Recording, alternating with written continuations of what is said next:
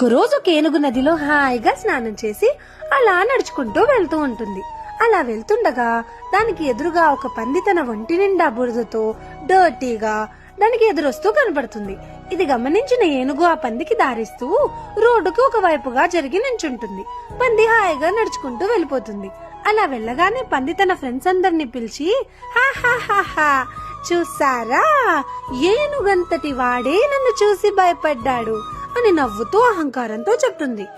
ఇది విన్న ఏనుగులు ఈ ఏనుగు దగ్గరికి వచ్చి, ఏంటి నువ్వు నిజంగానే పందికి భయపడ్డావా అని అడుగుతారు. అప్పుడు ఏనుగు ఒక చిన్న చిరునవ్వుతో, నేను పందికి భయపడతానా? నేననుకుంటే పందిని నా కాలు కింద నలిపేయచ్చు, కానీ అలా నలపడం కూడా నాకు ఇష్టం లేదు. ఎందుకంటే ఆ పందికున్న బురద నా కాలు కంటుకుంటుందని. అందుకే నేను పక్కకు జరిగి దానికి దారిచ్చాను అని చెప్తాడు.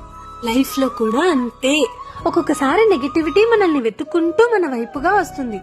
అలాంటప్పుడు మనం దాన్ని ఎంకరేజ్ చేయకుండా పక్కకు తోసేసి మన దారిన మనం వెళ్తూ ఉంటే అన్నీ ఆనందాలే. బురదని అంటించుకోకుండా తోసేయగలిగేవాడే తెలివైన వాడు. లైఫ్ లో ఎప్పుడూ నేర్చుకోవాల్సిన బిగ్గెస్ట్ వెపన్ ఇగ్నోరింగ్. కొన్ని పిచ్చి పిచ్చివి కొంతమంది మనల్ని సతాయించడానికి వచ్చే వాళ్ళని ఎంత ఇగ్నోర్ చేస్తే మనం అంత హ్యాపీగా ఉంటాం కదా. మీకు నచ్చిందా? జాగ్రత్త.